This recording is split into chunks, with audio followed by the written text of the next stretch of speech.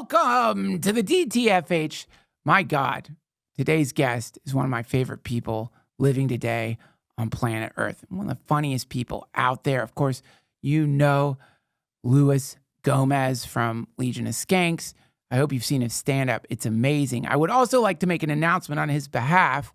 He now has a solo podcast that you can only subscribe to via his newsletter. If you're listening to this, just go to DuncanTrussell.com. The link is going to be in the show's post. It's going to be down there if you're watching it on YouTube. Gomez is so fucking cool. He really is. There's very few people I would take a bullet for, and Luis is not. I wouldn't take a bullet for him, but I would like think about it. But by the time I thought about it, it'd probably be too late. I've got kids, but Luis J. Gomez is such a sweetheart, and I love him so much. And I hope you enjoy this conversation with Luis J. Gomez. Welcome to the show, man. Thank you for doing it. Love you, dude. Love you. You're the fucking man. You are the man. I say it to everybody. You're my favorite person in comedy, and I really mean that. Thank it's not, you. I'm not blowing smoke up your ass. Oh my God, dude. Yeah. That means the world to me, You're the man. man, dude. Thank you. Yeah, you are one of the only people when you're like, you want to do this show on a Sunday? Yeah.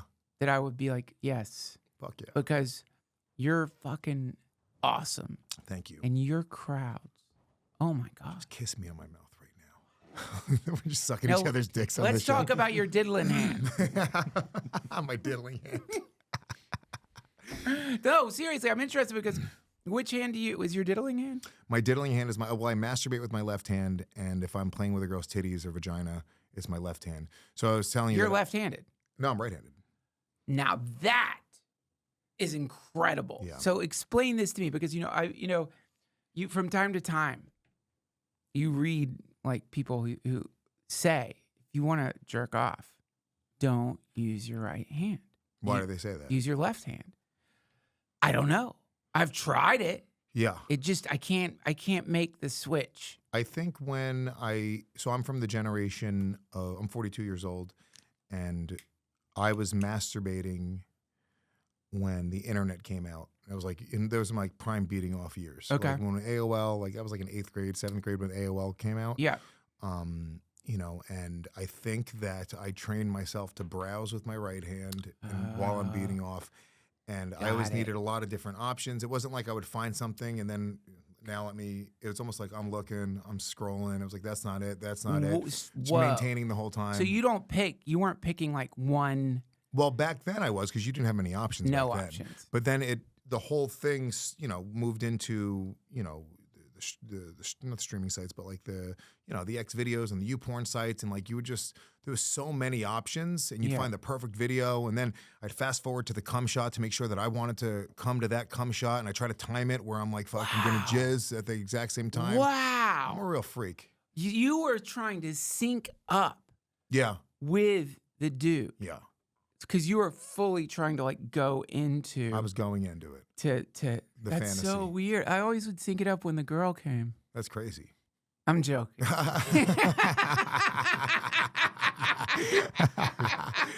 But back in the day, you would watch and I think it's just my generation. We just got addicted to porn. Everything got thrown at us. We went from finding a magazine in the woods and having the scrambled on the TV, and you kind of try to like wait to see a titty and kind of look in there, to full-fledged like just thousands of options. You could find any type of porn. Yeah. And I think my generation got addicted to porn in a different way than I think future generations or generations before that. Why? I just think it was the options. We had so much, and they dropped it right on us. Like prime jerking years, the internet came in, and then we just kind of became addicted to it. Yeah. And you would just, I mean, not that I wouldn't say I had a porn addiction, but there was a time where I would watch porn and jerk off every day. I mean, I would say that, if these are the kinds of things that I look forward to after I die, because, I have a fantasy, like, either it's nothing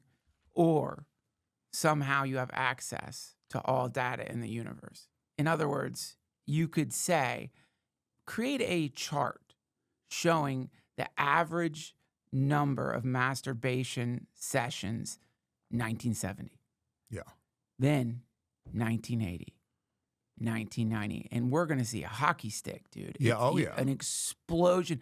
Like, all of a sudden, Kleenexes around the planet inundated with jizz. Dude, if I can go back in time and invest in Kleenex in 1995, oh my God. Could you imagine how much the stock shot up? I mean, and they probably didn't know first. Yeah. They probably didn't understand. Like, what is this surge? Like, it was moving trees. Yeah. Extra trees died because of porn. Beautiful trees. We changed the universe because of porn. It did create a ripple effect in probably a lot of ways. Probably a lot of serial killers that would have just murdered people were just beating off and just, dealing with it that way too. It's probably helped the world in ways too. Well, yeah. It's not all negative. Well, yeah, I don't think it's all negative. It's fascinating. It's like there's so many secrets when it comes to porn. It's a secret thing. People are embarrassed by it. You don't want people to see your browser history. People like us probably don't care. Right. But pedophiles, they care. The only people who care about you seeing their browser history are pedophiles. Oh, no. Let me tell you. Well, besides like douchebags Googling themselves too much, That. What's more embarrassing, being a pedophile or Googling yourself? You are a freak. You know what I mean? So you can't use your sense of comfort with your identity to gauge the world. People are hung up, dude. And I think comedians in general, we're especially the type of comedy that we do. You're open, it's just you make fun of yourself. Like what's embarrassing is funny. That's what I'm right. saying? So if somebody found my browser history and knew exactly what I was jerking off to, and all my friends were making fun of me on a podcast about it, it would just be hilarious. Yeah, exactly. But this is it's really dark. Right. How there are dudes out there who will jerk off and weep. They'll cry. They'll go to confession. That they'll carry. Oh, because they jerked off? Yeah. I remember when I was a kid, I wouldn't jerk off on Christmas or Easter, and I was always an atheist, but in my mind there was a 1% shot that God was watching, and then I just didn't want to disrespect him on Easter and Christmas. Dude, I get So it. I would abstain all my jerking off years. I will tell you a legitimate. Do you want one of these? Do you get into this shit? I'm good. Thank you. I'll tell you a legitimate weird paranoia I have. I'm afraid that I'm going to be jerking off to porn when a nuclear missile attack happens. And I know that doesn't make sense because who cares? I would try to time it when the bomb actually hit. What a great way to go, dude. Like in the Terminator movie, you just turn into a skeleton, but you're you're coming. You would probably smell your frying jizz for a second. The last thing you smell is boiling jizz. What a way to go, dude. Oh my God! I wonder what it smells like. We can figure it out. You can boil your jizz, Duncan. This isn't a hard thing, dude. I just haven't thought of it yet. If I'd thought of it, I would have jerked off into a frying pan. Hexclad is one of my sponsors, so I'm going to jerk off my Hexclad when I get home, and I'm going to see what it smells like, and I'll describe it to you later. Listen, I don't mean to defame your sponsor, please, but they're going to drop me after this. That's okay. I don't want them to drop you. No, I'm kidding, dude. Hexclad. Apparently, and this, but I don't know for sure. This is not but Hexclad or Teflon. Mm-hmm. So if Teflon goes over 500 degrees and you have a bird in your house, the bird might die from the released fumes coming off that shit. People don't know that. It's called Teflon flu.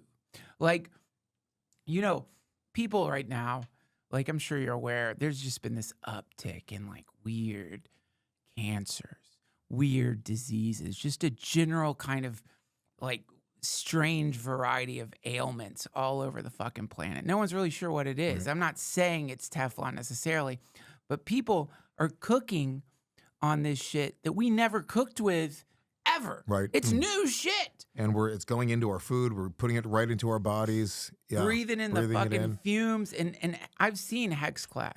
Yeah. It's beautiful cookware. Beautiful. That design in the Hexclad is incredible. Apparently, what's the deal? Eggs don't stick to it. Then it's just, I guess it's, I don't know what that. I should have listened more to one of my ad reads, but it's just, I think it's 3 different types. So I think it's it's not just like cast iron or not just Teflon. There's like they meld different types into it, and it's enjoyable to fry an egg on. I'll tell you, if you fry an egg on Have it, you? like that's yeah. What's your offer code? I don't know. Regs, REGZ. Regs. If you guys want to get HexClad, use offer code REGS. Gomez will get something from that, and you might get a strange disease. I don't know for sure though. But they're beautiful. Dude, I've seen the HexClad commercials. Yeah. But then, my wife, thank God, she stays on top of this shit. Yeah. And she's like, oh, look at this. Can you pull up HexClad poisoning? Use my promo code. Pull up HexClad poisoning, please. What? HexClad poisoning / Legion of Skanks. Poison, HexClad toxic, cookware review. Does HexClad have toxic chemicals? HexClad may be using a chemical called PTFE as a non-stick coating on his pan. It's a forever chemical that can build up in the human body and does not break down over time. That's good. So you become HexClad. You're fucking, dude, my body is Teflon. When the nuclear bomb goes off, you will watch the jizz slide off your stomach. You fry an egg on your stomach. Dude, so we sort of talked about this last night. Right now, I just so wish that I lived in New York. I so wish I lived on that side of the country because these drone sightings are blowing my mind. They're blowing your mind. Have you seen one? Of course. You've seen the ones they're talking about? I live in Jersey, dude. So if you look up at night, you will see them every time. It's not like it's a one-off thing. You got to catch it. They're flying around. I mean, it's just the government doing some testing, some shit. They're not letting us know. That's it. They don't have to let us know everything. Do we think we know everything the government is testing and doing? That'd be crazy. We probably know 1% of what they're doing. Yeah, but... So that's why my mind's not blown. I'm going like, oh, another thing the government is doing that we don't know? Well, yeah, obviously. No, listen, I think that's a very balanced way to look at it. Now, the problem there is that sometimes when the government tests stuff, it's not great. Like, what do? They released, can you look up federal government releases disease into subways? You know about this? No. See, sometimes when they do these tests, the testing, it's not the best. Like, especially if what they're doing is like some kind of I don't care, by the way. There it is. The most infamous says the contamination of the New York metro system with Bacillus globid, whatever, a non-infectious bacterium used to simulate the Isn't release. that Korean barbecue? Some bacillus globally. I love that. It's delicious, dude. They released Korean barbecue into the subways. That's not that bad, Duncan. I think you're being a little bit of a conspiracy theorist. That's the government I want, man. That's what I was thinking. If those drones were like dropping ketamine or something, how nice. Like, it'd be nice. But no, I think if you go straight to aliens, that's a stretch. Like, clearly it's obviously us. If they really didn't know what it was, oh, Josh, pull this up if you can find it. Yeah, there's nothing flying over our skies that the government doesn't know what it is. Like, there's no, also, like, they apparently, like, they can't send drones over oceans. Like, the way the drones work, they only have a certain amount of battery life. They only have a certain amount of gas that they have to refuel. So it's not like Russia or China or like any of that. The drone technology doesn't exist apparently to even get here. So I just kind of like, you know what it is, dude? This is like my philosophy in life. Yeah. A lot of this, like, we're just not supposed to know everything. So I just like, maybe it's ignorance is bliss in a weird way, but like, I just kind of go like, how am I going to like, how am I going to worry about that? That's such a thing that it's like, it's so far like from something I can touch and fix. Very. Yeah. I think that's where I start. Yeah. But then it's more of like, it's not like I'm like, oh my God, the mothership is here. It's more like, whoa, cool. What is that? Right. I'm curious. I want to know. And I'll tell you why I'm excited about it. And I don't know because I haven't seen them, but from what I've heard, these things can hover for hours. Like and so that's exciting because, a standard drone, you get like 30 minutes. Yeah. You know what I mean? And like, if you're peeping, like, you need more time than that. Like, it really sucks when you've got your drone peering through the window. Yeah. That bathroom door opens. They're about to take the shower, and then boom, returns right back to you. Battery's dead. It's the worst. You forgot to bring your extra batteries by the time you get the thing up. You know what I'm talking Are about? people using that? Are people using drones to peep? Of course. I had no idea. Drones are oh my God. I can't control a drone well enough to get it to point at a bathroom window. I wish I could. Dude, I could show you the tricks. It's not that hard. I'm so bad at flying drones. Oh my God, dude. I've got, you've never heard of Peep Drone? No. Peepdrone.com. Use offer code Duncan. No, dude, I had a drone for an afternoon. You sound like Martin Luther King Jr. I had a drone. I saw the most beautiful woman taking a shit. No, I had a drone for an afternoon, and it was it really is the best. Like, I'm telling you, it's so fun. It's weird. It's the power to just shoot up into the sky and see your house from the sky. You see the racing videos where they race through like old construction sites. It'll be like an abandoned building, and it's just like zipping around. Like, these are like professional drone flyers, and they have a camera, and they go like 100 miles an hour, and they're just zipping through shit like it's nothing. Really cool. Really cool. Drone races are awesome. But yeah, I destroyed my drone in like within 3 hours. It was broken because I flew it into the window because I was trying to scare my wife. But it just smashed in the window. Yeah. But did you see the one guy who shot at the drone? The guy in Florida? Yeah, dude. That guy ruled. Dude, I know. It was an Amazon delivery drone, and he was like, fuck that. And he shot it, and then they zipped off. He actually hit it, and they arrested him. There's a whole YouTube channel, or there's a genre of drone video where they taunt crackheads. So the drone, like, the crackheads, like, it's like a nightmare if you're like, if you're high as a fucking kite and a drone is following you. So they're like, I'm realizing how much I need a drone now. I didn't realize all of the fun uses. I literally was like, oh, cool, it flips. Oh my God, drones are the coolest. But again, it's the battery life is the problem. And so if this is what's exciting about it to me, I do think that they are our tech. I would love it if they weren't. It would be interesting and fun if, the CERN particle accelerator had fucked up, or if AI had, sliced a rift in time space and these fucking orbs were flying out and the drones were to like try to like monitor the orbs, which is what people are saying. What's kind of funny is like I don't even think that's too crazy of a conspiracy. If you really think about like how fast AI is moving and what like.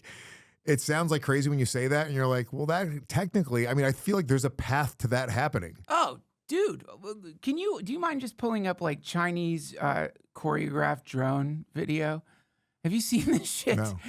I mean, this is incredible. They do them on like, didn't they do like a lot of drone shit with like the fireworks this year? And like they're adding a lot more into it. They do cool shit. Check this out. Those are fucking drones.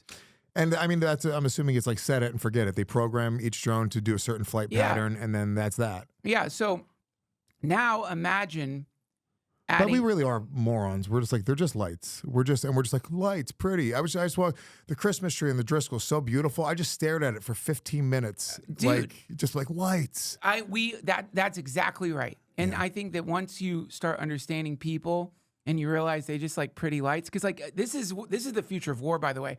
That says the N-word right there in Chinese. I don't know if you know that. Yeah, I know how to write Chinese. So I know how to write the N-word in every language. That's really what it is. People are gonna be in a trench at night, and fuck it. If I have a weaponized drones, I'm not just gonna send them in to kill you. I'm gonna do a little light show in front of you. You know what I mean? You're gonna see like fuck you or whatever it is. This is. What you're seeing here is really cool. It's the civilian application of the most incredible apocalyptic military technology that we've ever had. You know what I mean? Like, just imagine, like you've seen the Ukraine videos, just one of those fucking drones fucks you up. Yeah. You can't stop it. They shoot at it. You can't hit the thing. And some of them just sit out. What do they like carry little missiles or I don't really know what the military uses. You would hear about drone strikes back in the day. Yeah. And that was before like you can buy a handheld drone at Best Buy. Right. And like, I never really understood what it really meant. Yeah. But like, do they have like missiles, or they carry bombs and drop them, or how do they actually attack people? They have like little guns? No. Some of them have guns. That's fun. And all of it is fun. It's Dude, like, how much fun would that be to have a drone with a fucking gun on it? dude, this is the future. And so the New Jersey drones are obviously us like trying to get ready for what an attack it would look like. And the truth is, they can't fly a drone from Iran. And those aren't our drones. But what you can do is get a bunch of those. Can you pull up drones flying out of battleship? So you can get a bunch of drones in a battleship, Or an aircraft carrier. submarine. Yeah. Oh, yeah. And then just release a swarm of these motherfuckers. And if they figured out the battery problem with drones, then you don't have to, you could like, it's not great if your drone is like only going to fly for like 30 minutes. But if these fuckers are flying, I think they do fuel ones. I think they do solar powered ones. They have a lot. They have ones that are hybrid, where they have every sort of like power source. I'm sure, by the way, this is what we know. I said before, we know 1% of what the government's really doing. They probably have drones that can go across the fucking world at this point. It probably exists. We just don't know about it. Oh, and check this out, Louis. Yes, I'm sure they do. Check out self-assembling drone robot. Look at this shit. And That's Iron Man, Duncan. Dude, you watch a Marvel movie. That's where we're headed. That's where we're headed. It's so cool. Self-assembling drones. Look at this thing.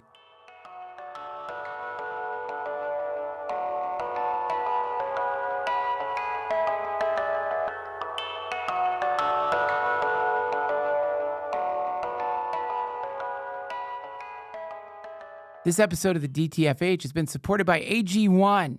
Friends, it's that time again. We're creating a imaginary bifurcation in infinite time to give the impression that there's something called years. And whenever people do that and they cross the human-created boundary in time-space, they like to make resolutions. I'm certainly making New Year's resolutions.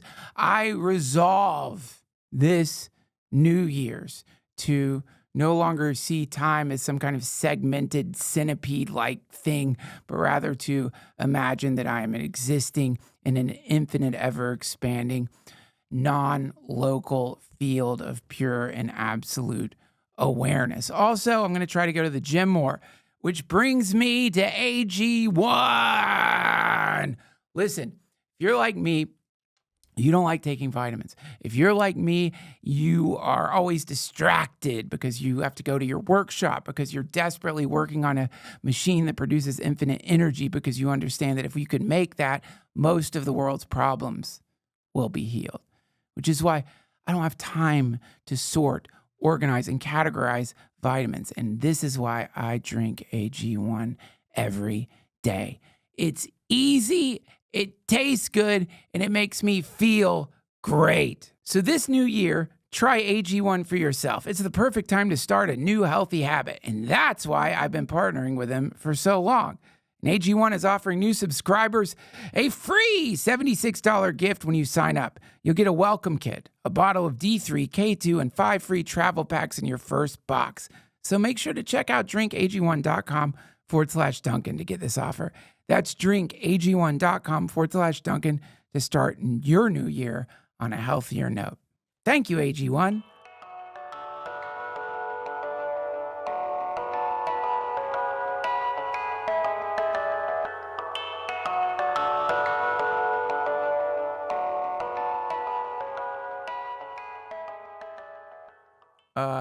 No, that's not it. I should send you this one. It's kind of obscure and probably hard to find, but they have these drones now that can they're modular drones that fly together and connect to make different tools or just whatever. You want it to open a door. You want it to pick something up. It's so fucking cool. So the reason, and I'll stop yapping about these drones, and I can't believe you've seen them. I'm really jealous.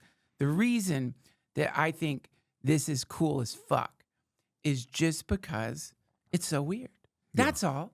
Anytime we have to... If you can't explain it, it's fun. Exactly. It's fun, dude. Yeah. You know, if you don't know the answer there and you have to use your mind and imagination, you know, we're in the creative business, which is like we use our mind and imagination a lot. But I think why everyone's so intrigued with it is because most of the time we're just trying to get from point A to point B. People are obsessed. They're doom scrolling on their phone. Yeah. I think imagination is sort of out the window for a lot of people. Yeah. And I think when you have something where you don't have an answer, I think your mind starts to go like, whoa, it could be this, it could be that. Yeah. And that's just like whatever endorphins start getting released Yeah. when your mind's thinking that way. And, you know, even when you're saying things like, you know, about, you know, future AI, you know, ripping a hole in the time-space continuum and drones flying, I'm going like, whoa, I never even thought of it that way. And it's like, that's exciting. That's like a fun, it's like, you know, it's like fucking writing a movie in your mind. Right. And it's that, I think that's kind of why everyone's so engaged with this. I think the answer is probably, the government's testing some military shit. They're checking, you know, flight patterns, you know, technology.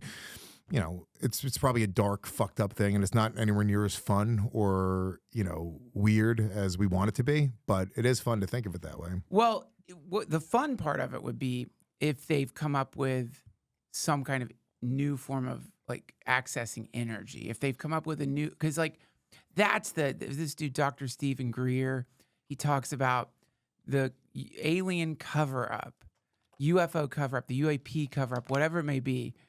It's not because they don't want us to know there's aliens. It's because whatever these ships are using for energy is free energy, basically, maybe from what they call the quantum vacuum or something. They found a way just to like pull energy out of nowhere. And so if that technology exists, that is the only thing, like, the thing that's holding civilization together as we know it is we all have to be connected to the grid, to the power grid. If they had infinite battery cells that produced infinite energy, we wouldn't have to be connected to the grid. That means you just take one of these fuel cells, go to the Sahara Desert. You could use it to power a greenhouse. You could use it for whatever you needed, and then civilization would just sort of spread out. We wouldn't be all stuck together like we are. So that's why it's exciting to me is, holy shit, dude. That means so many crazy things. I mean, that means... have you ever thought about, and I really would love to know your answer, if you had your own spaceship, it could go anywhere in the universe completely safe, how long would you stay on Earth?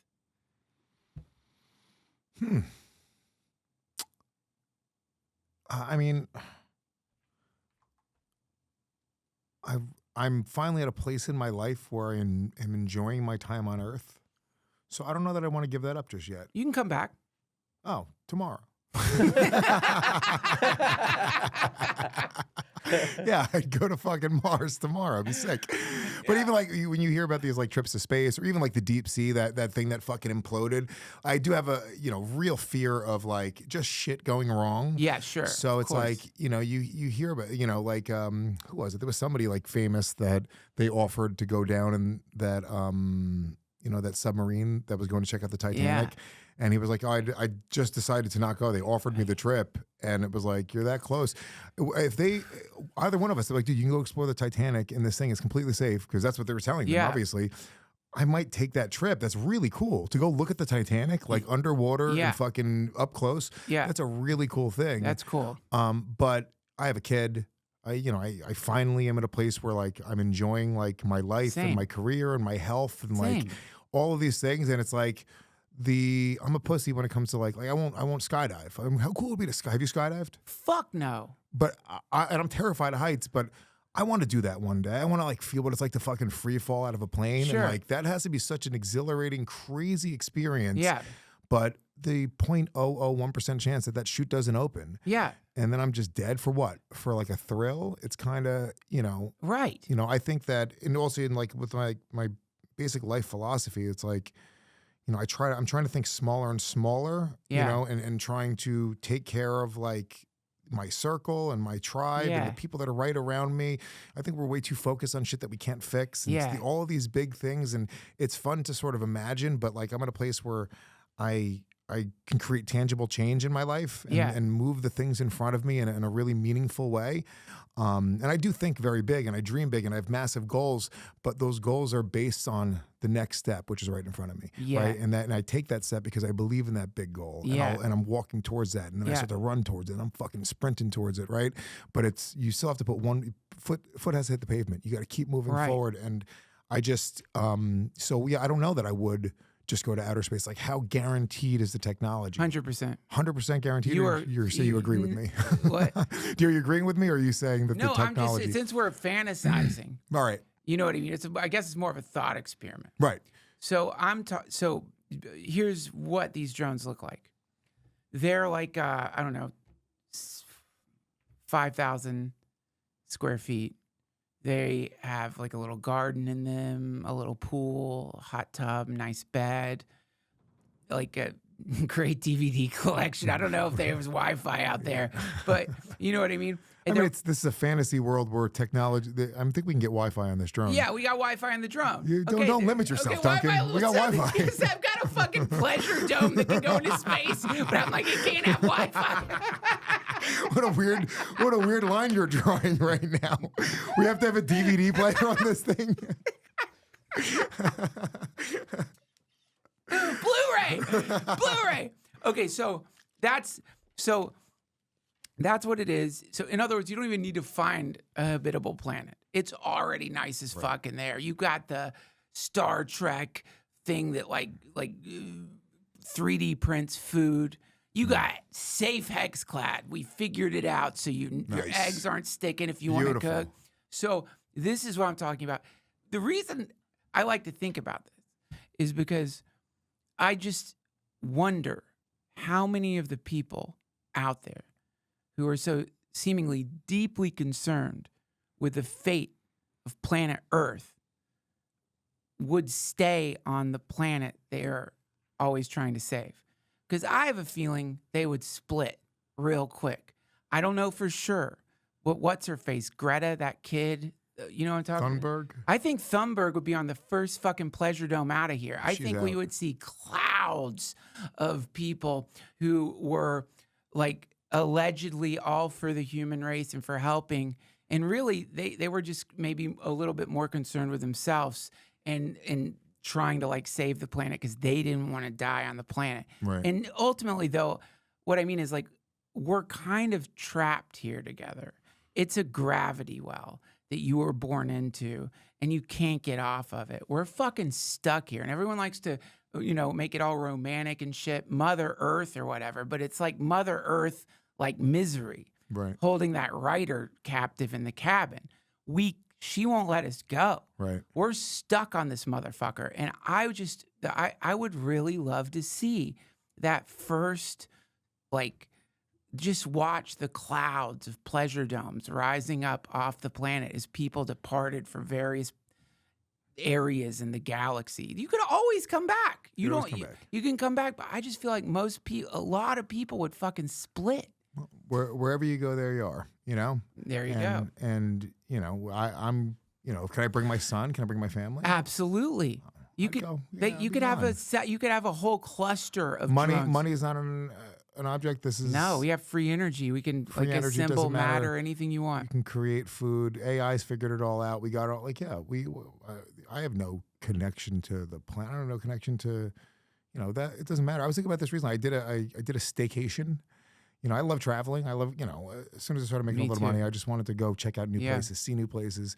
And just recently, I was hanging out with the chick, and I was like, let's just just come to Jersey. Let's get go to a spa, go to some nice restaurants.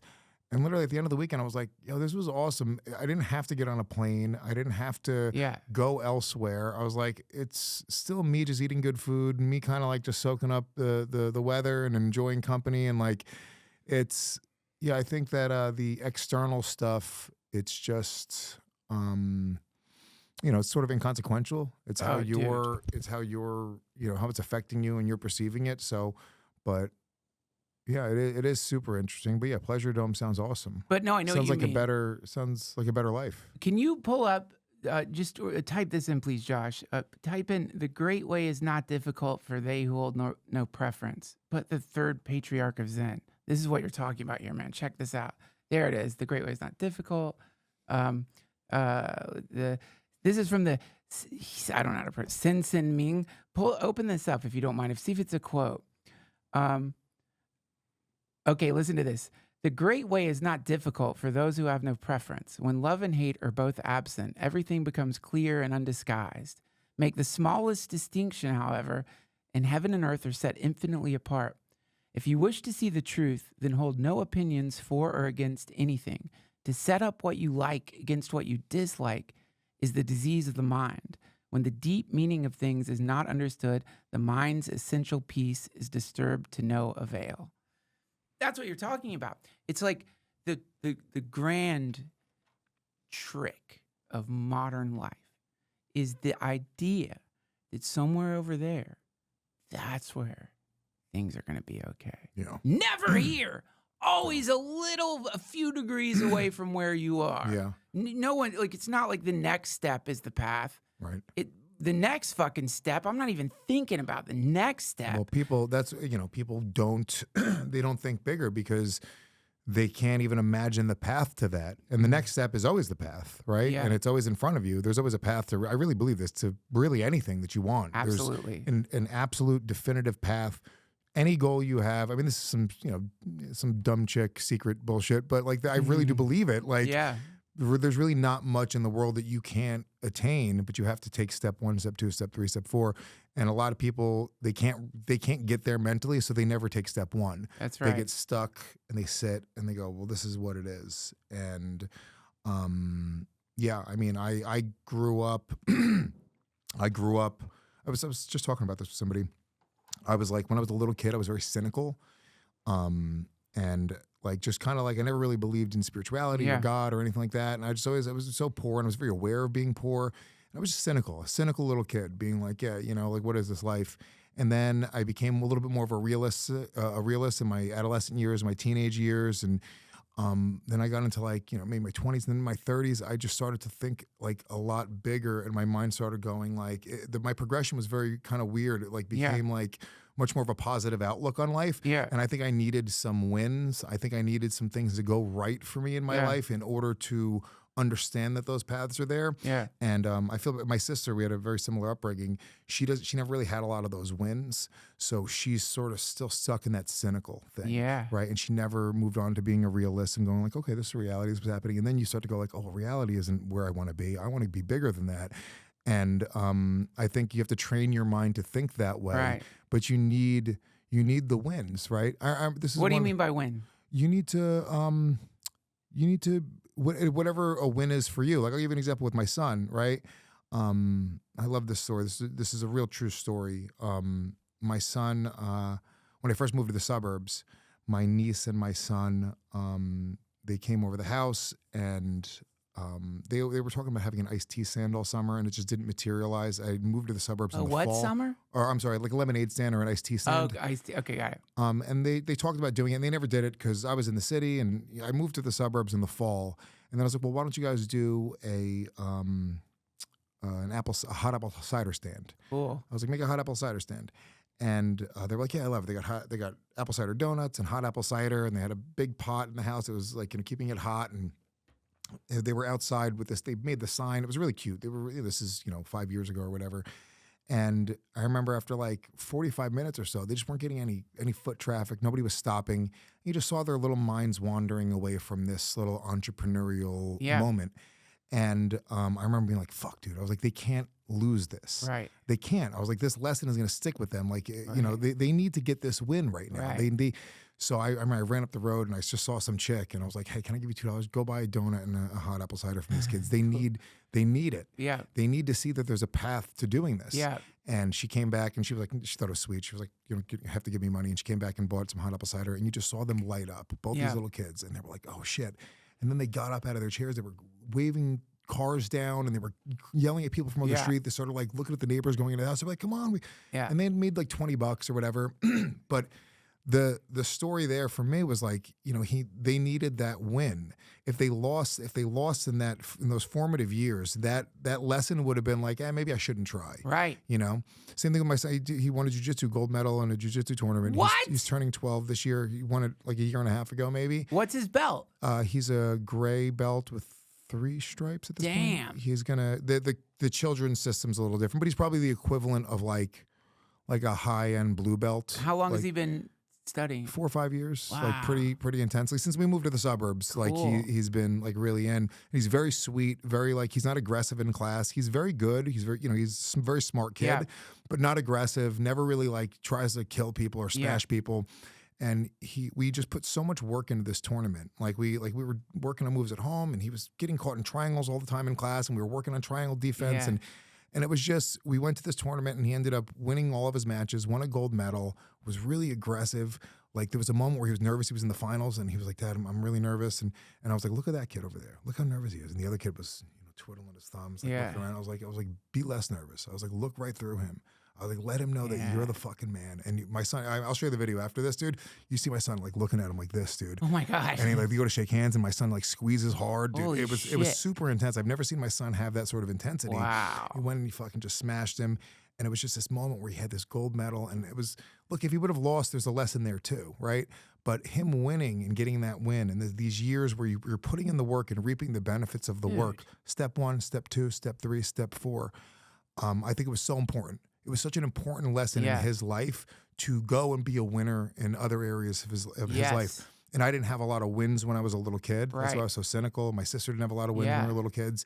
I started making those wins for myself very early, very young. And I just, I didn't have a mom or dad that made sure that I was doing what I needed to do or would run up the road and ask that woman to come back and buy, nobody was sort of watching over me. And I know that I'm very lucky that my mind thinks this way. I think I'm very privileged in that regard. I think even if, I was born with a silver spoon in my mouth, that's a different type of privilege. Sure. I have my own type of privilege, but when I say a win, I mean those things. These moments in your life where it's like you could win or lose, and I think winners keep winning, and I think it's really hard to get out of like a loser mentality. Yeah. And I'm very protective over my kid learning those lessons and moving forward and trying to win. That is such a cool story, man. Thank you. And that is like peak dad experience, right? That's just the best moment of my life was watching him win that tournament. With that tournament, dude, I mean, it was like better than him being born, better than any other experience in my life. You don't know it until you have a kid and you have kids, you know exactly what it is, but it's like to live in that moment. I mean, I would have given everything I have. Like that's it. That was everything that I want. See, okay, I think it's so interesting when you consider like value, right? Like, so there's this concept of value that we have in the world, which is generally quantifiable. How many Bitcoin do you have? How much money? How many fans if you're a comic? How many followers? Yeah, there's super quantifiable. That shit. And that is like, I'm sure that like Satan could appear to you and say, listen, Gomez, I'm going to give you Saudi Arabia. I just want you to give me that experience. You won't remember it. Your son won't remember it. Yeah. But you will own Saudi Arabia. You'll own Saudi Arabia. You wouldn't trade it. No way, dude. No fucking way. Not even for all that oil. Saudi. No. And so that's where it gets interesting is like all the baubles, shiny lights in the world are nothing compared to one moment like that. And I think that's really curious to me, man, because number one, what you just described is you can't really quantify it. We don't have a metric for That's it. For dadgasms. Yeah. You know what I mean? There's no metric. Oh, dude, I was dad jizzing all over the place that day. Oh my God, dude. Just dad coming over and over and over again, just wiping myself up with dad Kleenex. Just fucking, I got it on my face. It landed in my mouth a little bit. I like the flavor. Oh my God. It was dude. wild. I can, and so to me, like, that's where the cynicism emerges, because it's like, if the wins you're going for are these quantifiable metrics that have been set by corporations to give you a sense of, okay, you're doing good now. Even when you get them, you're getting nothing. You're just getting like artificial fruit that you have to pretend is juicy. You're eating it, realizing you've been scammed. There's nothing here at all. Well, the real wins make those wins just, it almost becomes like, oh, like obviously I'm going to make more money. Obviously, I'm going to have more fans this year than last year. That's neither here nor there. That's brushing your teeth in the morning. Right. That's the way that I look at it. Like if each year isn't better than the last, like am I even like doing what we're supposed to be doing Right. in life, which is progressing through this whole thing? Right. And obviously, we all care about money and material possessions course. and all those things. But I think those wins and those moments make you sort of, once again, I think it just makes it an easier, more palpable journey to get the things that are easier to sort of quantify. And it becomes very like, oh, yeah, it's money, it's fine. Well, okay. Also, though, there's like a story. Like You're depending not on when you're not emotional about those quantifiable. Maybe it's the emotion. You know, when you have emotional wins, you're like, that's fucking Yeah. really what matters. Then when you go with, you know, more surface layer stuff, you're like, that doesn't really matter. But it's neither here nor there. That's obvious. icing on the cake. Yep. But you know, man, like the family I was born into, you know, is essentially like there wasn't like.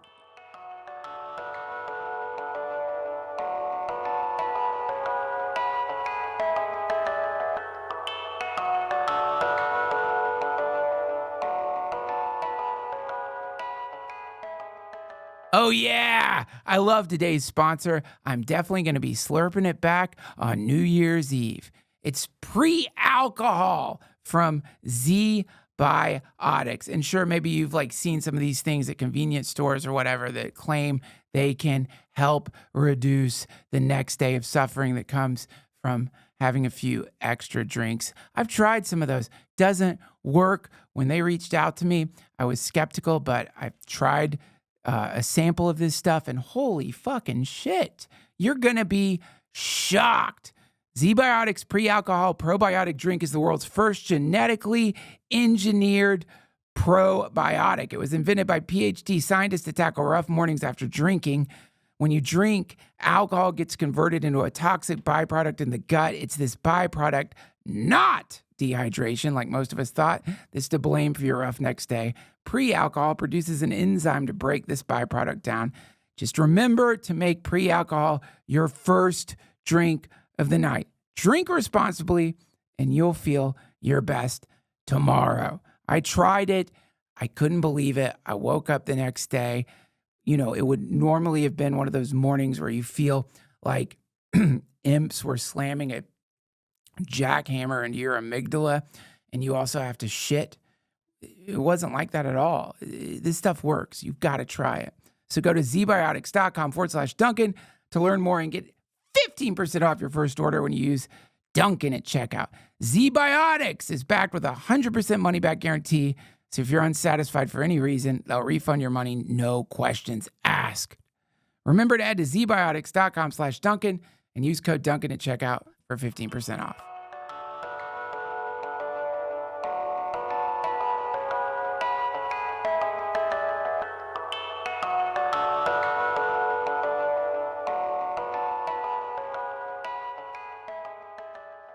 This idea, like the idea of like making money from art or being your own boss or starting your own business or any of that stuff, it was never even brought up. And I think for a lot of people, their experience of their parents is, you know, their parents come home, their boss is happy with them, their boss is mad at them. And so there's always some like mysterious, invisible man who is the reason you have a house because he's paying your parents to work. Scary. It's scary as fuck, but that's what you so you actually think, man, I hope I have a good boss when I you know, graduate or when and I they put you in school with 35 other kids and you sit in a row and you learn this way. Yeah. And if you're not learning this way and you're not a part of this system, then you're a problem. Like I was a terrible student and I had no inspiration, no teachers that were trying to like I had really bad ADHD.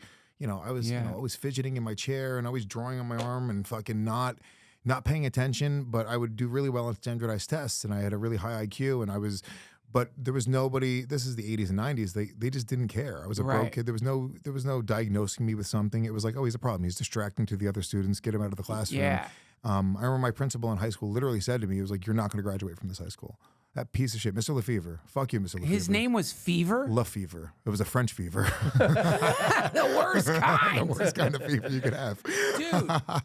And yeah, he was like, you're never going to graduate from this high school. And maybe the only reason I graduated from that high school, and honestly, as I'm saying it out loud, maybe that was his idea. You gotta wonder. Maybe that was his idea. Maybe he wasn't a piece of shit. I've said for years that this guy's a piece of shit.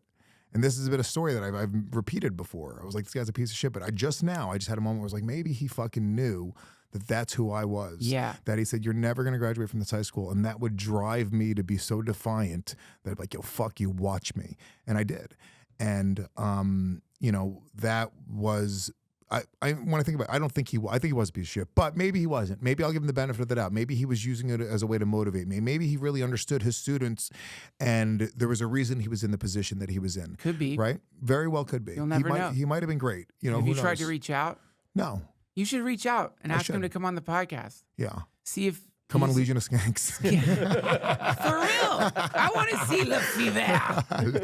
Lefevre. Are you a piece of shit, Mr. Lefevre? We want to know. You know, man, this is Mitzi. It was really interesting watching the way she would like develop comedians, because some comedians, it was just like, you know, prime spots all the time. Some comedians, infinite torture. And it wasn't a uniform methodology of developing comics. It really was. But you think it was deliberate? 100% was deliberate. Yeah. 100%. She like got some read on them and then was putting them in spots or not, was psychologically torturing them or not, was ignoring them or not. And I mean, look what she did to Gary Shandling. She like dragged him. He had to audition for her so many fucking times. And like, you know, I'm positive that there was a method to what she was doing, which was maybe the Lefevre method, which is like some people... The Lefevre method sounds like a real thing. the Lefevre We're going to call that the Lefevre method. It sounds fucked up, dude. It sounds horrible. It's Stanford prison experiment shit. But, you know, sometimes people don't need you to be soft with them. Sometimes... This in Buddhism, it's called wrathfulness, and people think that means yelling or some aggressive shit. It doesn't. It just means sometimes certain people just need to hear exactly the truth. Here's the truth: you're not gonna graduate. You're gonna go bankrupt.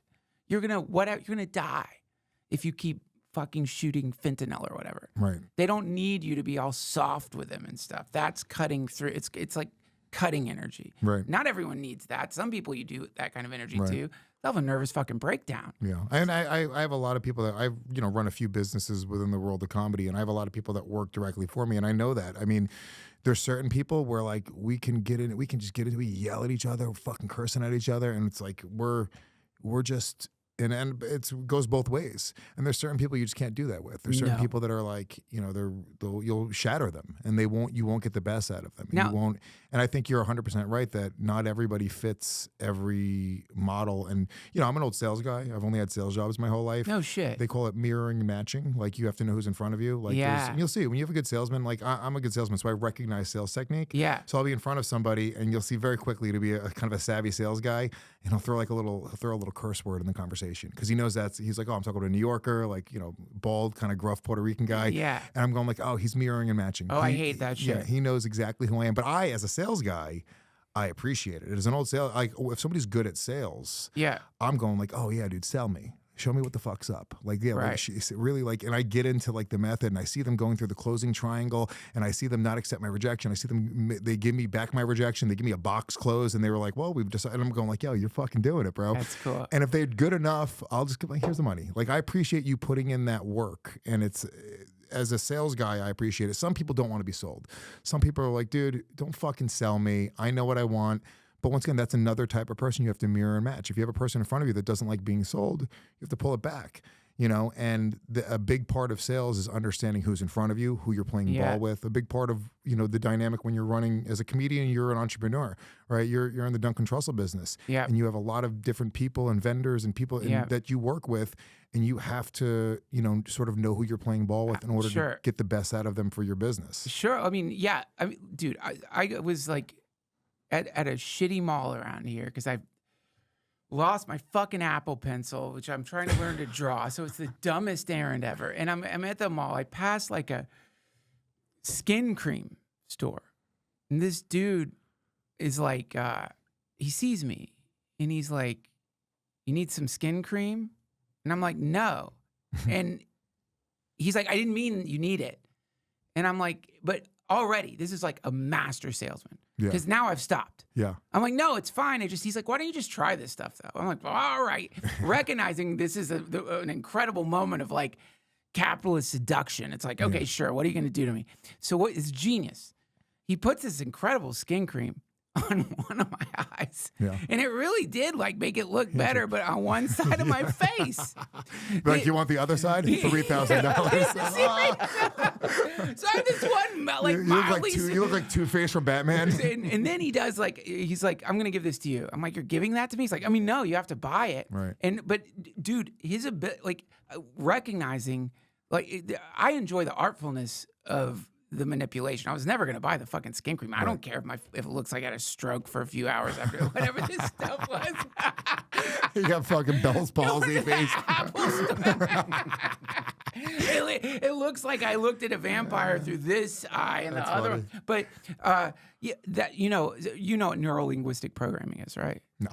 That's what that shit is. That's a really incredible, very potentially like evil way of manipulating people. Yeah, So it's all manipulation, but manipulation can be used for good or evil. We're all manipulating each other. Everyone's selling somebody something at all times. You're either being sold, right? It's an old saying, right? You're either being sold or you're selling.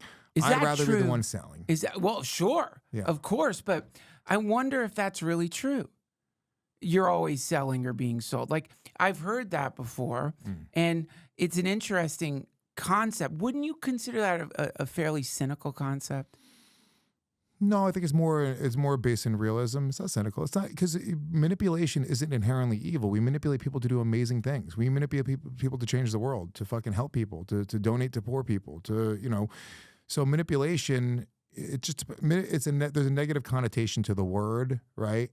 But I believe that, you don't have to use that superpower for evil. You can use it to do incredible things. Dude, what you're saying is why I believe that there is an Illuminati. Yeah. Your story about the cider stand, the intentional deception to create a sense of it's exactly a great point. Right? Great point. So, right? So I was manipulating the children. I kind of manipulated that woman a little bit. I pulled at her heartstrings. Right. I brought them together. I created this moment. I'm this little fucking. Now I can go like, I'm manipulating everyone, or I can go, look, I'm teaching my kid a lesson so he can get this win, so he knows that if he puts work in, he reaps the benefits of that work. Right. It's just beautiful. So there's you go. There's nothing negative. So imagine this.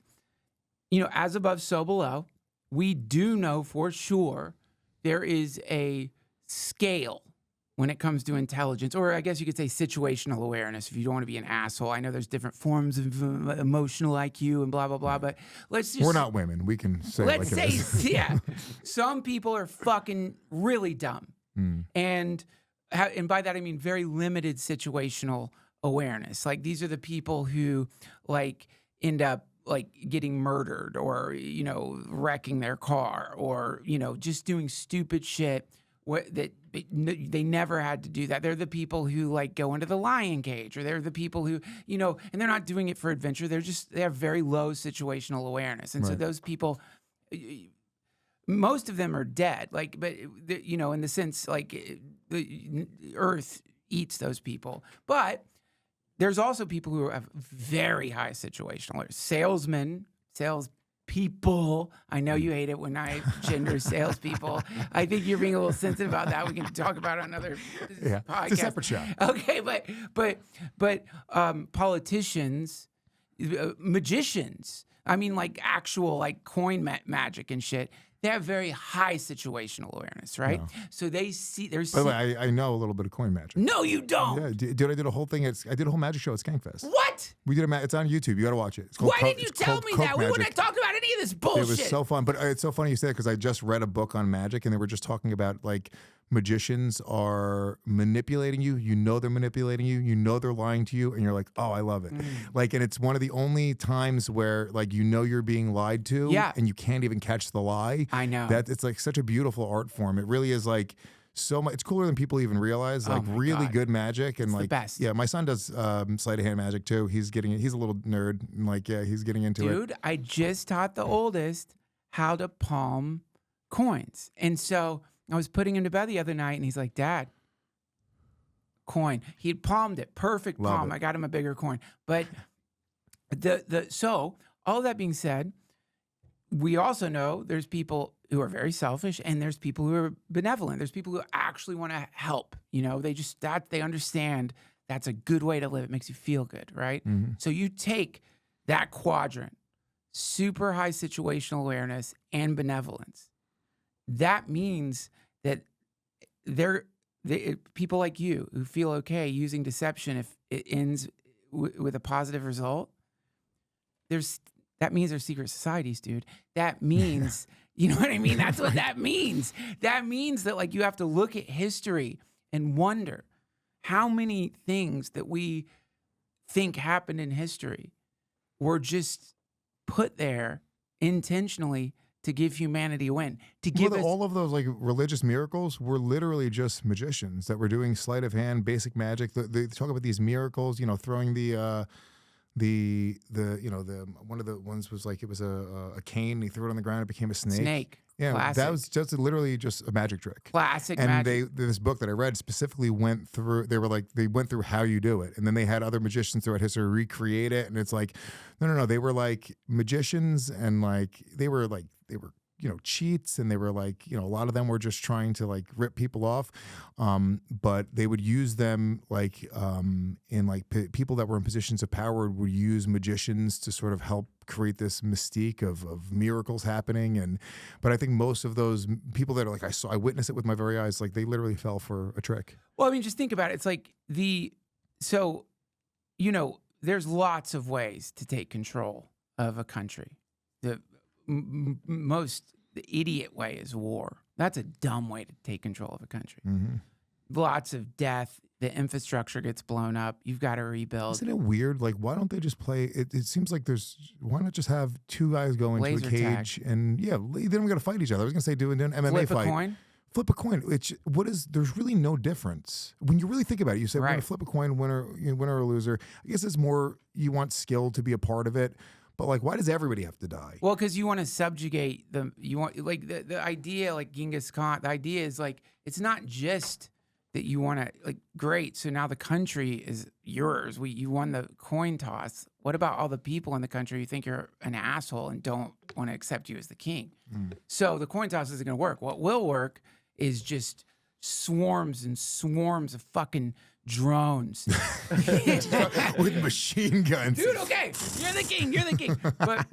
But then there's if you look at like people like Rasputin, who like the other way is the way the magician like sort of and by magician I don't just mean parlor magic or coin magic. Actually, Aleister Crowley's definition of magic. Do you know what it is? No. The theory and practice of causing change according to one's will. So, in other words, magic encompasses whatever, writing a letter, going to the grocery store. All of it is considered magic, and then the higher forms of it get weird. I say all the time, like sales and comedy too. Comedy and sales, I have a lot of, because I'm a salesman and I do comedy, but I've seen all these parallels. And when you really think, if you step back, right, what is sales? Sales is you say a magic spell, right? You say the words, a series of words. You got it. And money moves into a bank account, right? Is that not like, what is it? It's just, I'm just saying words, I'm pausing, I'm stopping, I'm letting you talk. Right? It's just words into the air. I'm not picking anything up. I'm not putting anything down. I'm just going, abracadabra. And then there's money in a bank account. Same thing with comedy. We figure out a series of words and pauses and phrases and things that make everyone laugh. And it's intoxicating. And then money moves into a bank account. Or you change these people's lives and you change their perspectives. It's the closest thing to a magic spell. It's magic. Yeah, it's magic. I mean, it actually, and that's the, magic, everyone, like, I understand. It's not Harry Potter. And that's another trick, by the way, is like if you make everybody think magic looks like riding a fucking broomstick around, then they won't see when you're actually practicing magic. And that's a big part of sales, I think, is like you're not going to sit down with someone and be like, I'm going to manipulate you now to buy this fucking car. I'm going to use tricks that are incredible to seduce you. You won't even realize it, but like I'm so good, I can get my eyes to fucking dilate in a way that matches your eye dilation, and I'm going to fuse with your soul for a moment until. But by the way, if you ever seen like Penn and Teller's not bullshit. That was a great show back in the day. But their reality magic show, Fool Us. Oh yeah, it was great. Great show, right? I saw Penn and Teller in Vegas with I take my son on a father-son trip every year. We did Vegas this year. one of the coolest places to bring a kid. People are like, don't bring kids to Oh, Vegas. I've thought that before. Awesome, dude. Yeah. So fun. We saw Penn and Teller. Dr. Drew got us backstage. We had to meet Penn and Teller after No the way. show. Hung out with them back. It's like literally in the dressing room. Like hearing Teller speak was crazy. But like, oh fuck, how did I get there? I'm sorry, I apologize. Oh no, Fool Us, right? So it's like they're literally, you know, they're watching these magicians and they're just watching the movements, and magicians can see it, right? And the really great magicians fool them and they get the prize or whatever. But magicians sort of but a magician can appreciate the beauty and the art, even though they're not falling for the trick. They know the sleight of hand, they know what they're doing with the card, they know where the coin went, but you still can go, oh, that was beautiful technique. And that's how I am as a salesman. When I watch a salesman that's doing really good sales, I sit back and I go, oh, let him work his fucking magic. Yeah, sure. Yeah. Yeah, no, it's cool. Yeah. It's amazing. And then, you know, but you add to that. See, so this is where it gets back to the fucking drones. This is where it gets back to this, like what you're saying is absolutely right. The governments of the world keep secrets from the people. It's a magic show. In the same way, you know, a magician is keeping secrets from you on purpose, so are the governments of the world. I'm not saying in some sinister way they call it national security. I'm just saying this is just part of it. This is why there's security clearance and stuff like that. That gets you backstage to the magic show. Mm-hmm. And there's deeper and deeper levels of backstage. But where it gets really weird, knowing all of that, and I really do believe this. I have no proof for it. But I do think whenever we see civilian technology, like Google's Willow, this incredible new quantum chip, that solved an equation that for the most advanced supercomputer on the planet, it would have taken like something like 2 times the length, the time, the age of the universe. It would have taken 2 times the age of the universe for the most advanced supercomputer on our planet to solve this, whatever this fucking equation is. I don't know what the equation was, but so if Google has that, that means the military, the federal government, has something infinitely more advanced than that. So that means that if you have that kind of thing, solving problems, answering questions, looking into data sets, you've probably discovered some shit that no one even knows about yet. Oh yeah. That means you can do real magic. That means you could do stuff like that. Who's the science fiction writer who said sufficiently advanced technology would be indistinguishable from magic? Mm-hmm. At that point, the control you have over people goes from being, in other words, like I don't know if you believe in this or not, but I do believe there is some kind of ability to, quote, read minds. Like how that works, I have no idea. I've experienced it in ways that are like way beyond coin magic. It's crazy. I've experienced it multiple times. I don't know what that is. I mean, I had a guy who's a magician. He just comes around. He's not even a world famous. He's pretty known, but like, this motherfucker just unlocked my phone, knew my password. He was like, give me your phone. Here you go. What? I was like, I don't know. Yeah. What? I have no idea. Like, and I know enough about like sleight of hand and magic and, you know, mentalism. I've studied it enough. I'm not advanced at all. I'm bad specifically. That was the Coke Magic show we did. That's on YouTube. Half of the tricks are really bad. So Coke Magic came from during the pandemic. We were doing all Zoom podcasts. Like people can only get together on Zoom. So I ended up, you know, putting a cowboy hat on, an eyeliner, and I had a fucking sleeveless tuxedo t-shirt, and I had a hot chick in my apartment, and I had Dan Soder and Shane Gillis and Zach Amico on Zoom, and I was performing cheesy close-up magic tricks, and they accused me of being on cocaine, so we called it Coke Magic, and that was the kernel from it, and then we did it live in Vegas with the same panel, and cool. I hired Magic Murray, who's a great magician. You know, he's like a Vegas act, but he helped me put together a whole stage show. Fuck. And I learned this stage show. That is so cool, man. And half of them were like bad tricks that were kind of cheesy, and then half of them were really good that like blew the minds of the audience and the panel. Yeah.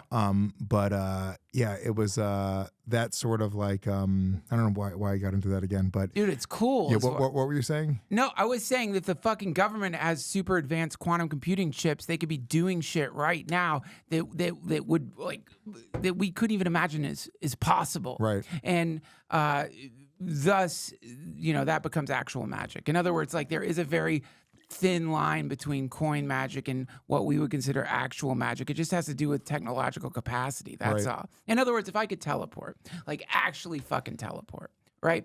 Go from here to there, and I did it right now. you would think I was a magician, like I had real magical powers, or you'd think I'd like spend a shit ton of money to set up some insane mind fuck for you. But let's say I could actually do it. Eventually, people would look into that and be like, oh, well, here's how you do that. There's a way to open up a wormhole via patterning of your the energy in your body, and then it would become science. It'd be no big deal. Right? So magic is just what we don't understand. Yeah, flight was magic to people when we first started flying. Exactly. Yeah, exactly. So it's like from that perspective, it's just like something science hasn't caught up with yet. Right. And you're saying that the government already is doing some crazy magical shit that we don't know about. Absolutely. Without a doubt, unquestionably. Absolutely. It's literally the reason that I consider myself apolitical. It's the reason that I'm not, dude, everyone came down to Austin. Everyone loves a politician. That's crazy. How are we loving any politicians, you fucking pussies? Dude, it's crazy, dude. Fuck all politicians. They're all evil. But you can follow the way in, though, right? I like following the way in. What do you mean? The seduction of the state. Like, I understand, like, and what I really love about, like, and not actually love them in a political way, but what I admire about high-level, true magicians is they don't really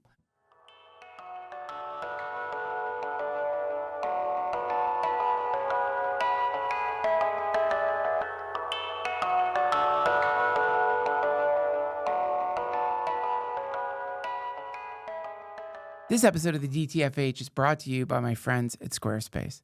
Do you have a website? If the answer to that is no, then why not? It's like not having a spine.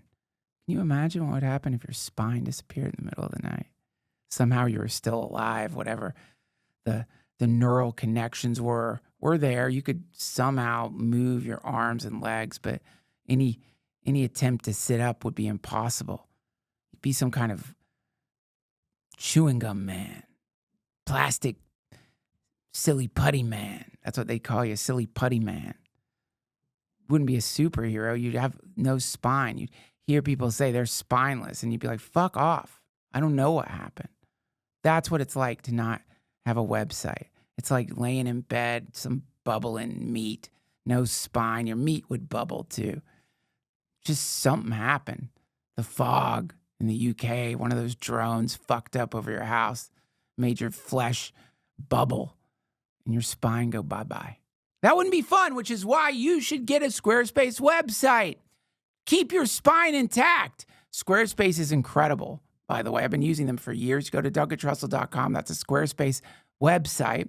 And they just added something that is so insane. It's called Design Intelligence. Basically, it's an AI that will help you build a website from start to finish. And my God, just when you thought making a website couldn't get easier, it got easier, because even if you use Squarespace's mix and match templates to make a beautiful website, you still have to write the content on the website. At least that's what it used to be like in the dark times. Now you don't even have to do that. A brilliant artificial intelligence will help you design a beautiful website, and you could do it in under 30 minutes. It's so fucking easy. This stuff used to take weeks. Now, just like that, just like Terrence McKenna predicted, as we approach the singularity, the amount of time between what you have in your mind, your imaginative process, and how it shows up in the world will get smaller and smaller and smaller until everything happens at once. And Squarespace has brought us one step closer to that incredible event. Also, they have members-only areas. If you want to create a paywall to give extra content to your fans, you can do that with Squarespace. They're the Swiss Army knife of website design tools, and I hope you will try them out. And you can try them out for free by going to squarespace.com/Duncan. When you're ready to launch, use offer code Duncan, and you'll get 10% off your first order of a website or a domain. Thank you, Squarespace.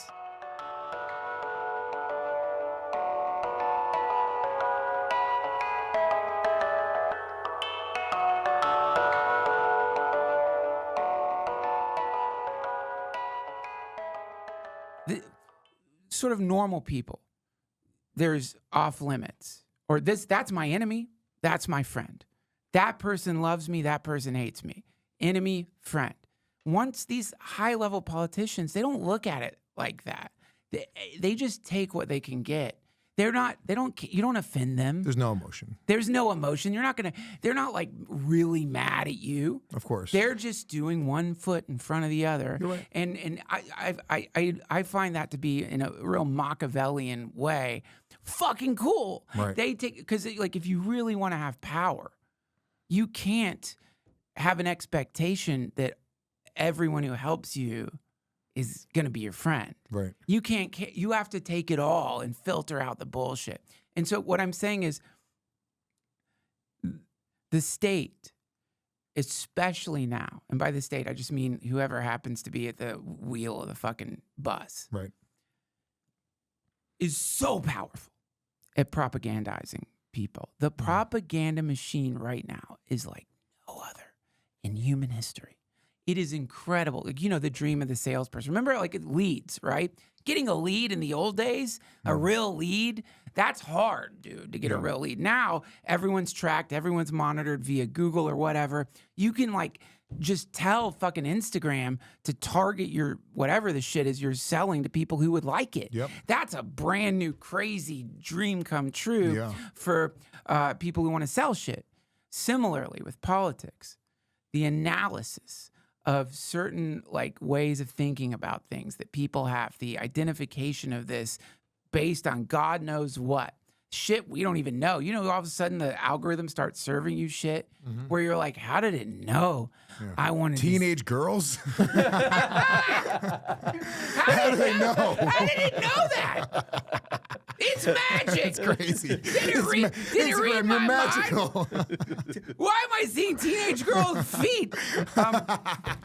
This is so weird. Yeah. But so it's like when you consider the fact that like you and me, I think we understand. We're on the same page with this shit. Like I know, like when I'm getting manipulated. Most of the time, I know when I'm getting manipulated, whether it's by the algorithm or whatever. But the general person has no idea. No, they just sit in it. They don't think. And they're getting more aware.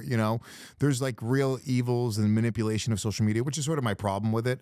Florida just made it illegal for anybody under 14 to use social media, which I think is great. I think absolutely. You need to let people grow. You need to have people have tangible, real wins in the real world. Yeah. We're way too addicted to our phone. We're way too addicted to how the algorithm feeds us, and it's almost like we don't even, for a while, remember the internet was like, oh, it's beautiful, dude. It's like free will. We get to whatever we want, right? Yeah, incredible. And then it's even worse because back in the day, you used to go like, all right, well, look, Fox and CBS said this is good content and this is a quality TV show. And you'd sit around the TV and like, and that started to dissipate. And you started to go like, oh, cool. Nobody's telling us what's good. Right. We know it's good. Yeah. But now it's right back to even a way more manipulative way to pushing stuff on us and to, controlling the way we think, whether it's for marketing purposes, whether it's for, data gathering purposes or whatever. I think social media is kind of evil in its own way. But once again, can be used for good, can be used for evil. Let me show you what it is. Josh, pull up pendulums syncing up. This is a weird fucking thing that happens, and it seems pendulum syncing up. Look at this. This is SYNCH. Yeah, synchronized pendulums. I want to see the video though. Go on YouTube. I have a double pendulum tattooed on my arm. No, you don't. Magic. Right there, dude. Right up my sleeve, I have a double pendulum. Yeah, there you go. Chaos theory. Check it out.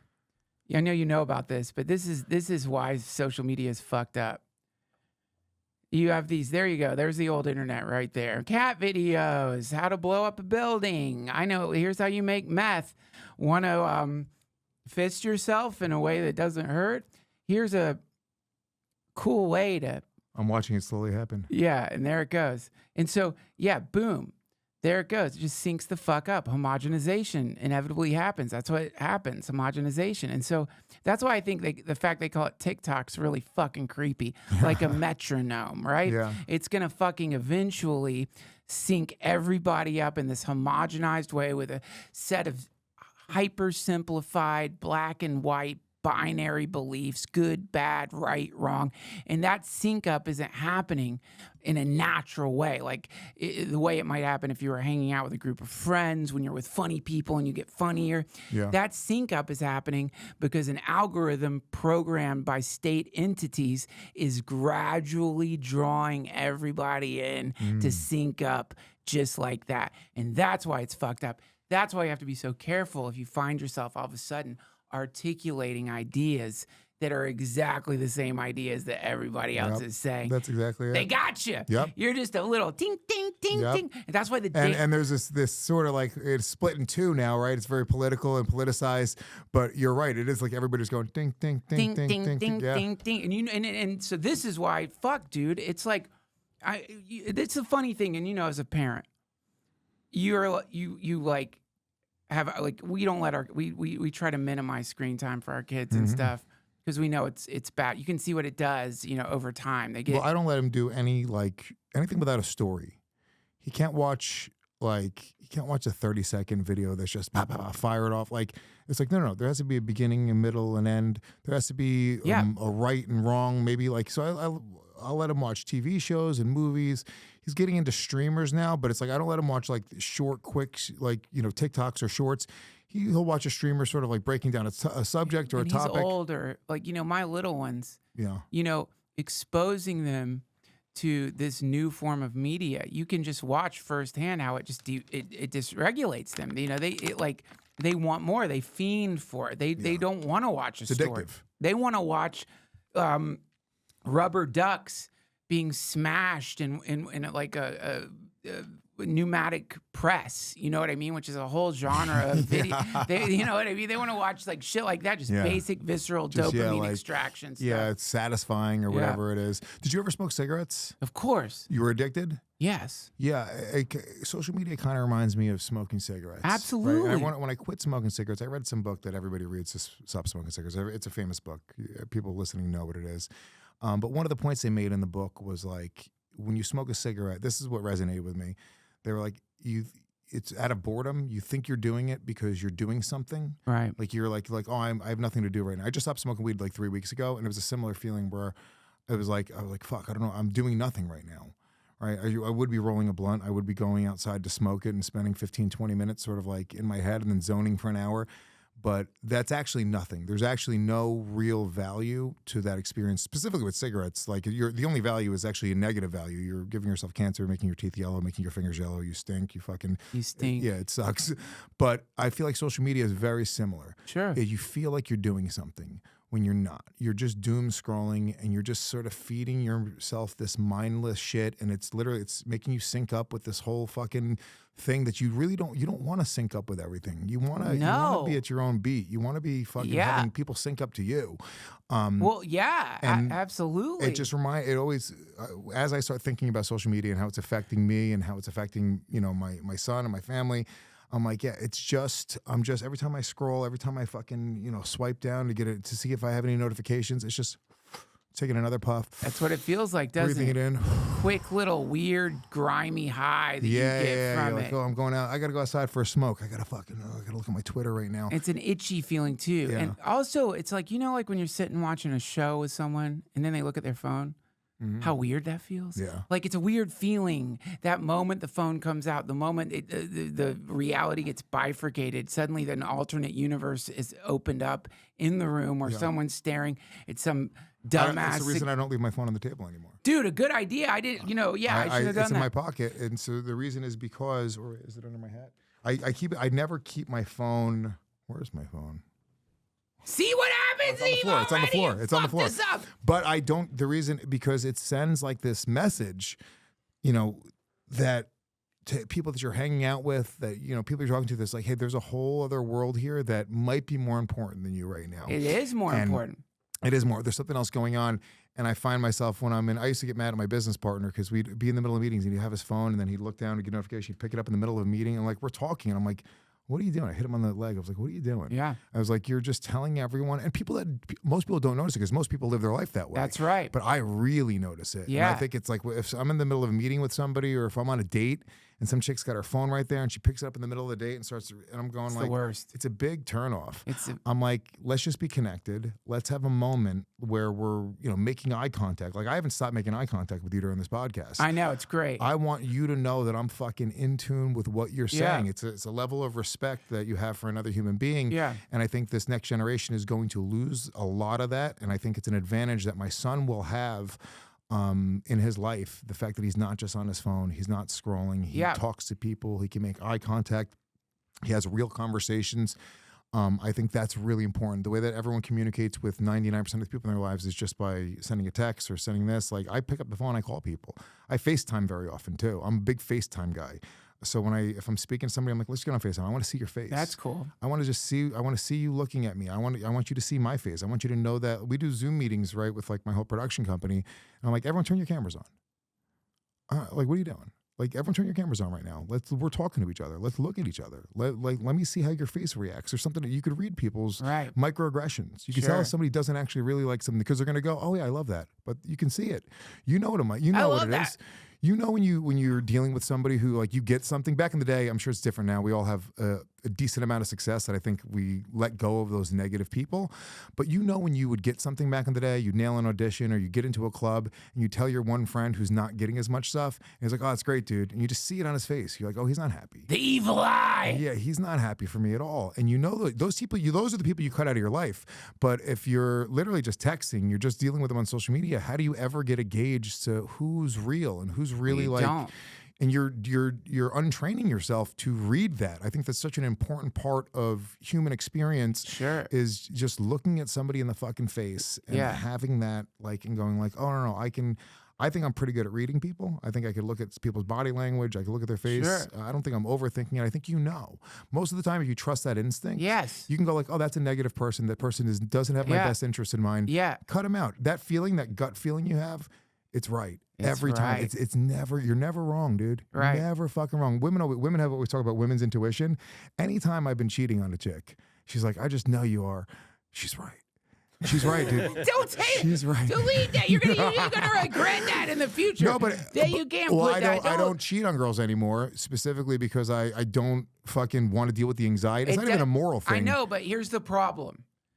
So one day the woman instinct is just going to be dead wrong. Too many wines. But you don't want that chick in your life anyway. Let me show you this clip from a podcast I saw.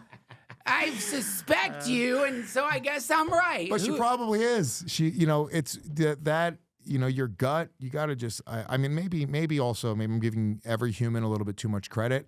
Maybe people are dumbing themselves down a little bit, but I do believe that human intuition is just like that's another. It's just magic. Dude. My wife is tuned into the kids. Like I used to I would used to think, oh, you're overreacting here a little bit, but every fucking time, whatever the fuck it was she was worried about, she just was somehow sensed it. It's your magic, dude. Situational awareness. Yeah. And I'm telling you, when you consider the dystopian tech landscape that we all live in, if situational awareness is the primary, trait to up your chances of staying alive, and you walk down the street and look at everyone glued to their fucking phones, no idea what's happening around them, and then you add to it what we talked about earlier, that business is magic, you realize, holy fucking shit, the entire world has been completely drawn in to a pseudo reality, and they don't see anything happening around them. In other words, if you did want to sort of move around in the world and no one notices you, it's the best time to do that. Yeah. Because no one's noticing shit. Yeah, if you were to it's almost you.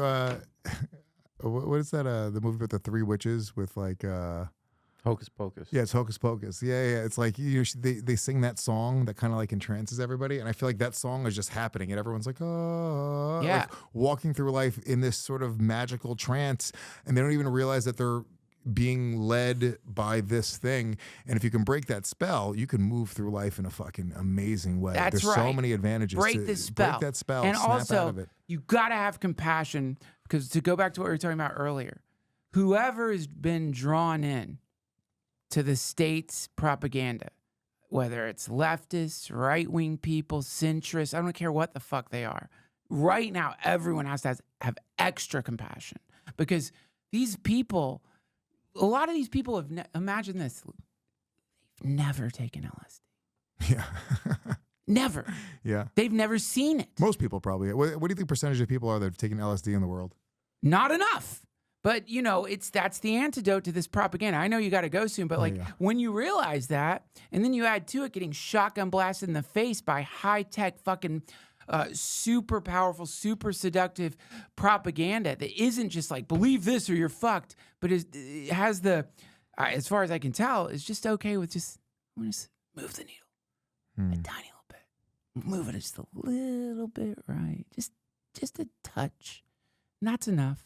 Then a little bit more. Slow boil them to the right or the left. Yep. You know what I mean? They don't even know it. Nope. They just think they're learning a TikTok dance. Yep. They don't know that TikTok dance was funded by the fucking DNC. I love it. You're the best. I know you got to go shoot guns. I wish I could go I with wish you, you man. could come too. I love you. Ooh, I love you we too. got to do this more often, dude. You're so smart. Yeah, and no, stop it. I love getting to spend time with you. And you're inspirational. I know you got to go, but I must say, those Instagram clips that you've been posting. Me getting jacked as fuck? No, waking up early and taunting us. Yeah. Yeah. It's my favorite kind of. I know. I have to stop trolling my fans. Some of them get very mad about it. I think it's that kind of shit gets me going. It's like, you know what? Fuck you. I will. That was one of my biggest goals was to get up in the morning and work out first thing. And it's not working out. It's not even a meathead fucking thing, dude. It's everything, right? Working out it's sort of like watering myself, and that leads to every other area of sort of success. It's just a way. I learned I was a kinetic learner in like middle school or whatever. They did these tests and the way people learn, and like the way if I were to study for a test or memorize things, I have to physically write it with my hand. Yes. That's how it really sticks with me, you know. And I think working out is like a physical representation of bettering myself mentally, physically, everything. And it when I do that, I'm better in every other area of my life. And I'm happier. I'm better to people. I'm better What time are you getting up? What time are you getting up to do this? At 7, and then I'm usually at the gym by 8. Oh, okay. Which isn't crazy. I thought you were there at like 5. No. That'd be nuts. But maybe I will. Maybe I will do that eventually one day. Maybe I'll keep on pushing it back because I like to just... 7's great. Dude, I start off my day really thinking, the whole time I'm working, I'm thinking about bettering myself, whether it's just even just looking better in that moment. But I start thinking about everything that are going on in my life. I work through my problems, and it's just this time where I'm just completely working on the whole package. Yes. And I don't want to fuck it up. By the time noon comes, I'm like, well, I'm not going to get into an argument with somebody or, you know, I'm not going to fucking not do what I'm supposed to do today because I put so much effort and energy into making sure. It clarifies the mind. Yeah, it really does. It does. So, and people don't have to be into fitness, but maybe it's getting up and meditating and just thinking about yourself and bettering yourself. Or just going for a walk. Doing something. Just spending that time, you know, physically putting it in, making a physical connection with my mind and my body. It's a good thing. And I'm in the best shape of my life. I'm 42 years old. Dude, in the morning, I get up around 5, fly my drone. And I'll tell you, nothing is more relaxing than watching your neighbors sleep. You're the best. I love you too. You're the fucking Thank man, you so dude. much, Thank you. dude. Do you need to plug anything or? You know what's funny? So I just started a new podcast. It's a little more serious tone, much more like I guess who you're getting from me. Yeah. I'm more funny on this, obviously, but like you know, I do think you know beyond just dumb fucking edgelordy jokes, which is what you get on Legion of Skanks and a lot of the other shows that I do. But I do a podcast called Lewis Journal, and it's just me solo. Cool. It's just me talking about everything from you know. Parenting to mental health to my physical health to just trying to overall be a better version of myself. Cool. I don't want to call it self-help because that's gay, but it's like I think the people that have liked it have really liked it. It's not available publicly. You can only get it on my email list. If you go to my website, lewisofskanks.com, cool. You got to sign up for the email list, and it comes every Friday. I do a little newsletter with things that are going on in my life, and I wanted to separate a portion of my audience. This is the most important portion of my audience is the people that kind of want to see the best version of me, because when I'm on Legion of Skanks, like I'm, you know, if I have like everyone has a bad day, everyone fucking you know talks back to a waiter or you know has a moment where they're rude to a cab driver, And I sort of put myself out there that way because I know it's going to be funny and they're going to make fun of me. And but that's not who I am ultimately. I'm who I am or who I want to be is the person I am to my father, my closest friends. Yeah. Like, you know, so that podcast, I think if you like this conversation, people would like that podcast because it's a little bit more of that perspective. So that's the only thing I'll plug is go to my website. I'm touring Cool. right now. I'm doing a new special in July, but you can get my tour dates on my website, and it's all fucked up. It's not, you know, it's not heady comedy. It's all still fucked up jokes. Dude, you're and funny as fuck. Thank you. I appreciate love that. your stand-up, Thank man. you so much, Duncan. And so go subscribe to the email list. And obviously I do a bunch of podcasts and I have a podcast network and all that other stuff. But I think people would like that. Just go to sign up for my email list, and got some cool stuff going on. Awesome. Thanks, You're dude. the best. Enjoy those guns. Bye. Follow Mr. Gomez on Twitter, Instagram. The link for his solo episode is somewhere around here, depending on if you're listening or watching. Subscribe. Become a member of the YouTube channel or my Patreon. You'll get commercial-free episodes. And I love you guys. I'll see you next week.